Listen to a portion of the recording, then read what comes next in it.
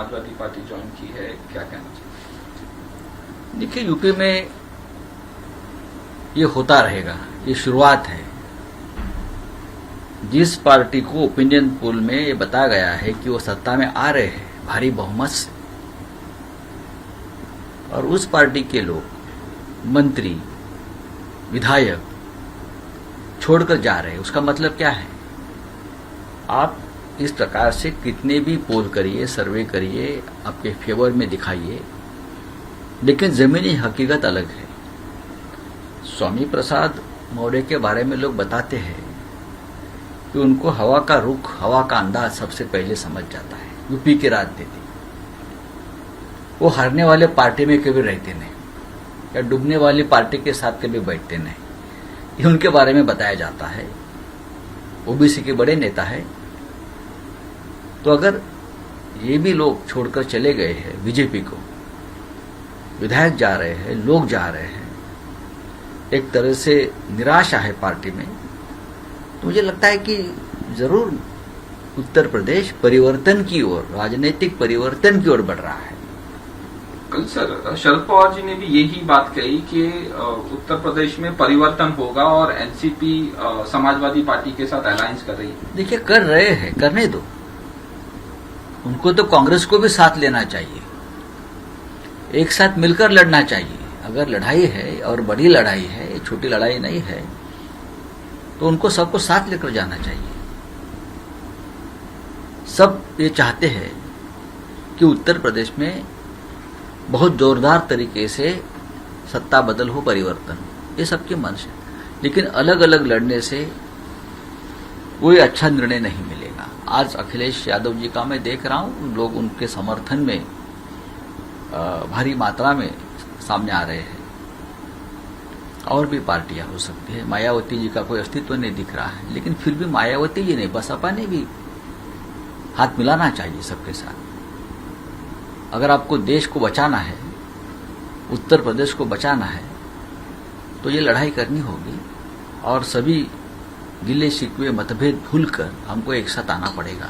Sir, Uttar Pradesh में शिवसेना की क्या भूमिका रहेगी? देखिए, शिवसेना की भूमिका तो राष्ट्रीय स्तर पर होती है, सिर्फ एक राज्य में चुनाव लड़ने से, नहीं लड़ने से नहीं होते। मैं कल उत्तर प्रदेश जा रहा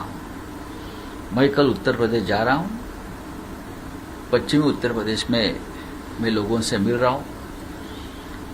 लेकिन मैंने पहले भी कहा कि मैं 50, मेरी पार्टी 50 या 100 सीट तक ये चुनाव में उतरेगी।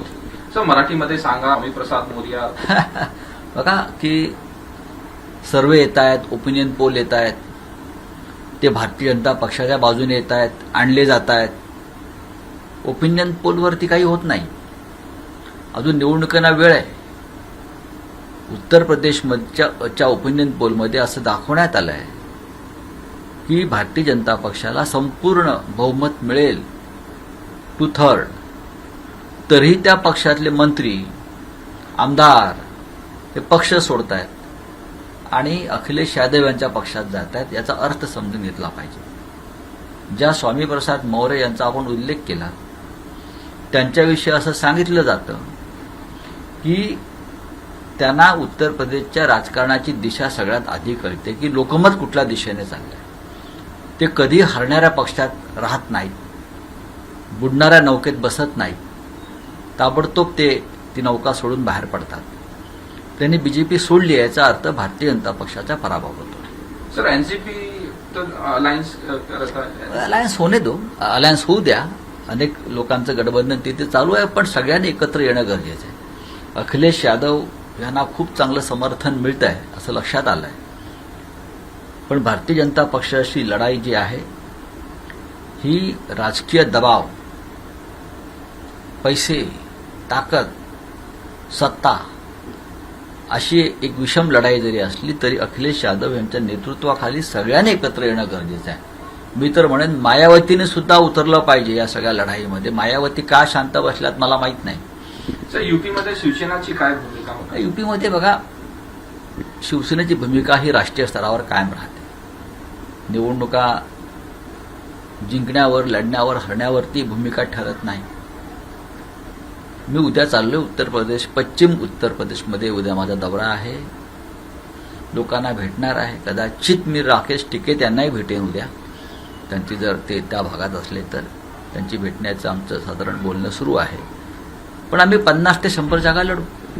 सर, देवेंद्र फडणवीस ने कहा कि शिवसेना की लड़ाई चुनाव में नोटा से है. नोटा से ही है. ये बीजेपी के लोग नोटों का ही खेल करते हैं. नोटा और नोटों में फर्क नहीं है. बीजेपी के मुंह में नोटा और नोटों की बात बहुत सही मैं लगता है.